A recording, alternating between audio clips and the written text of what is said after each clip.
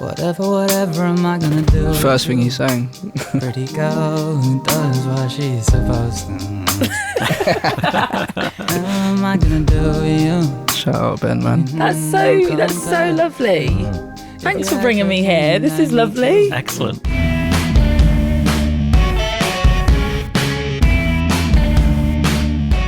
It was one of the rare sessions where I actually play beats for May. Normally we always go from scratch, but I think this is the first day we had actually where Max wasn't with us. Yeah.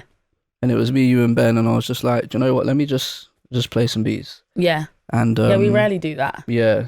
I think it's probably the only time actually that we have. And yeah, this one just caught May's ear. She's like, yeah, let's just run with it.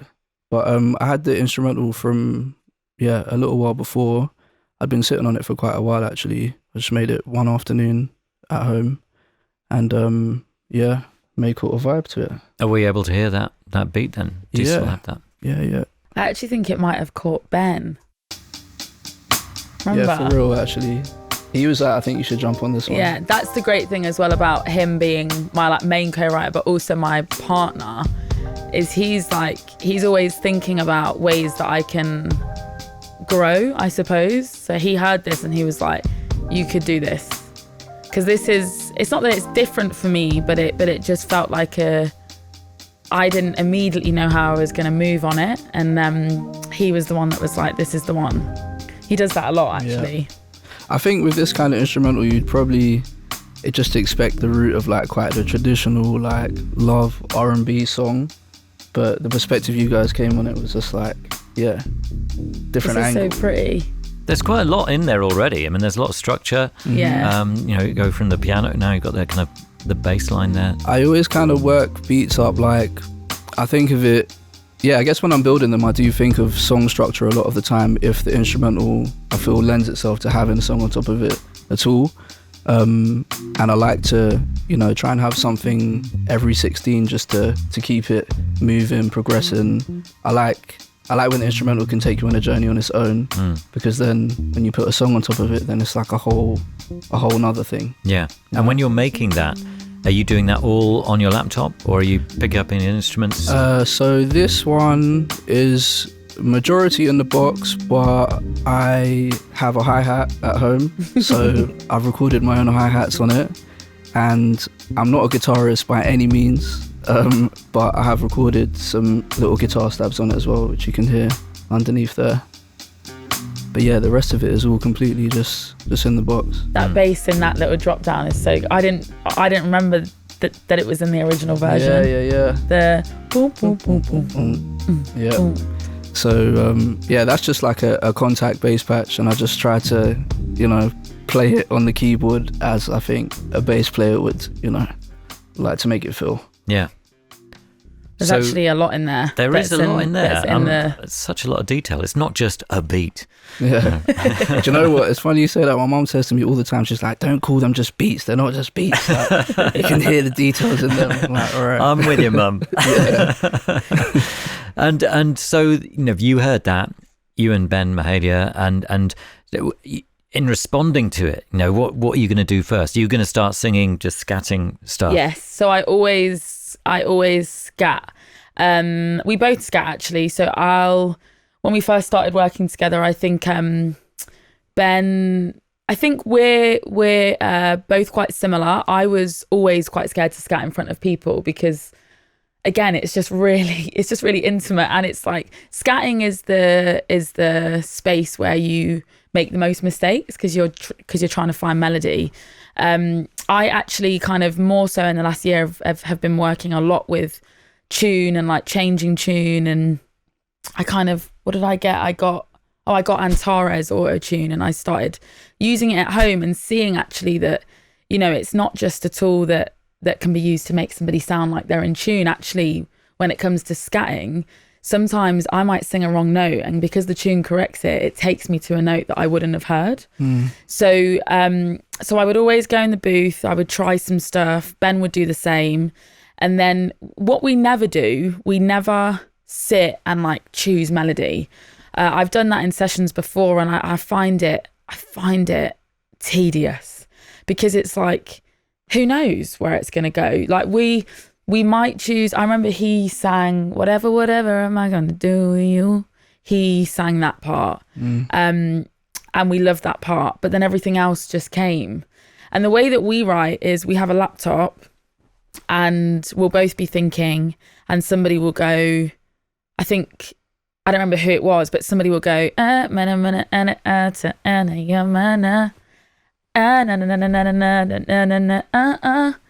we'll write. But it's really similar to how I explained how I write on my own, line by line, so that you can always keep the melody moving around.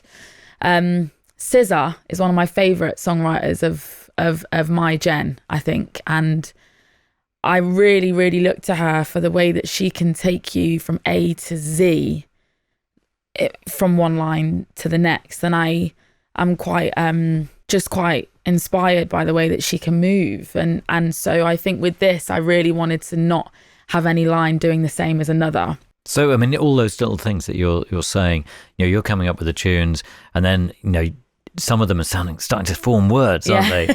And then that's forming the lyric, or Definitely. So with this, I think we always start with the verse. Sometimes we might start with the hook if it comes naturally. Yeah. But or if what that thing that you sing out just feels like exactly. Yeah. But we didn't know yet, and I don't know if we knew that it was going to be this kind of song. I think we also all talk a lot. So as we're going, you're very involved. Like Jord always wants to hear what we're saying so that we're on the same page. And I imagine that the music's inspiring us, and I suppose that the lyric inspires you, and we move together. So we were just chatting. We were literally just kind of chatting it through, working out where we were going. And then that's how we kind of came up with the concept. And the concept of it really is that I think it came from a relationship that I was in before, where I massively associated control with love. I think I was quite naive. I was about 20, and this guy that I was with was quite a lot older than me. And, he would say things like, your hair looks better when it's out and natural. Don't wear wigs, don't wear weaves, don't wear makeup. You look better when it's like this. And I for the whole time that I was with this person, I thought that and him being like that, and him being actually at times really controlling, and I can say that now on reflection, I thought that was him loving me. And it took me a year to go, actually, you're making me feel quite uncomfortable with myself, and that's kind of where the song comes from. And I suppose the question of whatever am I going to do, it really was that feeling. It was how the hell am I going to end this, and what am I going to do if you can't deal with the fact that I am not the woman that you are asking me to be?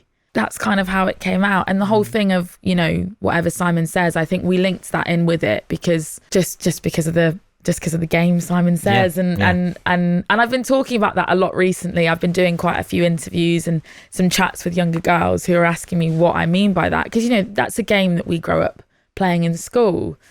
And it's such an odd kind of game. Like, I get it. I would love if we could, if we're going to continue to play that game with kids, maybe we change the name, or we make it a name that could be a man or a woman. Because I think we were just laughing about the fact that there's this game that exists that is about a man saying, Simon says, put his hands up. And if Simon doesn't say it, you don't do it. And so all of those ideas formed whatever Simon says. Yeah. And it's funny that it wasn't like a conscious let's think of what's something that we could use to reflect this. It's something that just comes out in conversation, and then that in turn just is the route to finding the rest of the whole song. I've also got I've got your scratches here. Excellent. Listen. So this would be the first. Yeah, I've got them. The first reaction, or a bit further down the line. This will be I've just loaded up the instrumental for them, and they're like, all right, run it. Let's have a go. That's quite nerve-wracking. You're scared to hear it, bro. I've never been around this song might go goodbye. This song make a leave. That don't make me pretty, oh. I don't need you, I don't need to. I've been so down, you've been fucked too. I don't need you. My cheeks are hurting because I'm smiling so much. This is so lovely. Yeah. Yeah. But if you don't pick around me, you don't pick around me, you get on my up now, you get on my upset. You don't pick around me, you don't pick around me, I don't sell my sunset, I don't sell my sunset. Yeah, I don't need you, I don't need to, I don't. We love that one and we never used it. You probably forgot about it. Got carried away with the rest. What's that big wave there? Am I screaming? That's all pretty, I don't need to, I don't need. It's the same one. But so you see, John, so that first line, if you go back to the start of it, I've never known a girl to welcome your interest. So it's the same, it like follows the same thing. I got Ben's one too, but I don't know if he'll. Well, I tell you what, let's have a listen and we might cut it, but I'll let you know. Right, let's see. Whatever am I gonna do? First thing he sang. Pretty girl who does what she's supposed to. What am I gonna do with you? Shout out Ben, man. That's so lovely. Thanks for bringing me here. This is lovely. Excellent. It's great though. It's really interesting because it clearly illustrates this whole communication that's going on between the three of you with regard to the beat that you created, Jordan, and then the reaction and how you inspire each other and move on and move off each other. It's really interesting. Yeah, it's funny hearing that again. It's been a while since I've just. But so because I remember him going in and the first thing he said was, whatever am I gonna do with you? And in the room we're like, oh, that's great. Yeah, it's lovely. It's really lovely. Like when people say, if you do what you love, you'll never work a day in your life. I don't believe that most of the time. I think actually when you love what you do, you're working even harder. Because you want to make it perfect and amazing and want people to love it. But when I'm in the room with Jordan, Max and Ben, I don't feel like I'm working. I just feel like I'm swimming. I just feel like I'm there and I'm moving and nothing feels out of reach. And we've made a couple songs that we kind of put in the bank and we go, we might not ever use this, but it doesn't mean it wasn't a brilliant day. And that's so hard to find. It's so difficult to find that. So even just listening to that, just like my cheeks were just hurting because that's just lovely to like remember how that came. It definitely brings back that day to like this. Yeah.